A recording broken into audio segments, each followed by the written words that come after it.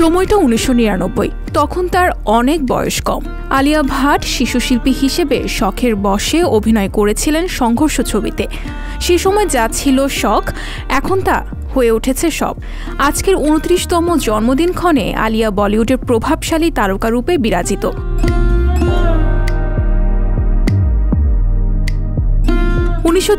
সালে এক দাপুটে সিনেমা পরিবারে জন্মেছিলেন আলিয়া ভাট। বাবা খ্যাতনামা চলচ্চিত্র পরিচালক মহেশ ভাট, মা সনি রাজদান।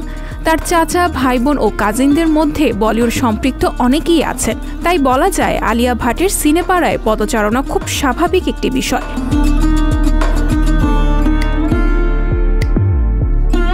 সেটি ঘটে পূর্ণাঙ্গ রূপে 2012 সালে করণ জোহরের স্টুডেন্ট অব দ্য ইয়ার সিনেমার নায়িকা রূপে। এরপর 2014 সালে হাইওয়ে ছবিতে অভিনয় করেন তিনি। তৃতীয় ছবিতেই স্বীকৃতি আসে।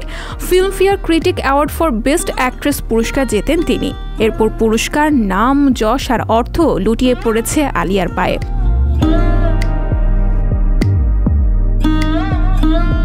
শুধু বলিউড নয়, আলিয়া এখন অভিনয় করছেন দক্ষিণী ছবিতেও। তাকে দেখা গেছে জনপ্রিয় RRR ছবিতে। এছাড়াও তিনি ব্রহ্মাস্ত্র পার্ট 1 শিবা ছবিতে গুরুত্বপূর্ণ চরিত্রে অভিনয় করেছেন।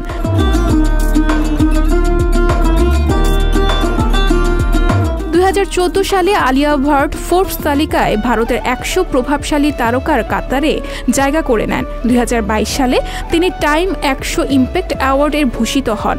শুধু সিনেমা নয়, অজস্র ব্র্যান্ডে মোড়ানো আলিয়া হয়ে উঠেছেন এন্ডোর্সমেন্ট তীর্থ। বর্তমান সময়ে এই প্রিয়মুখ স্বামী রণবীর কাপুরের সঙ্গে কন্যা রাহাকে নিয়ে সুখের সংসারে দিন কাটাচ্ছেন। সিনেমায় নিজের চরিত্র নিয়ে অবিরাম নিরক্ষরত এই অভিনেত্রী। ধনী মেয়ে আলিয়ার জন্মদিনে অনেক শুভকামনা।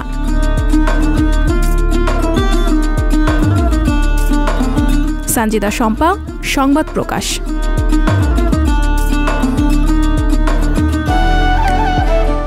সংবাদ, ফিচার ও অনুষ্ঠানের জন্য ভিজিট করুন সংবাদ প্রকাশের ওয়েবসাইট এবং যুক্ত থাকুন ফেসবুক পেজ ও ইউটিউব চ্যানেলের সঙ্গে।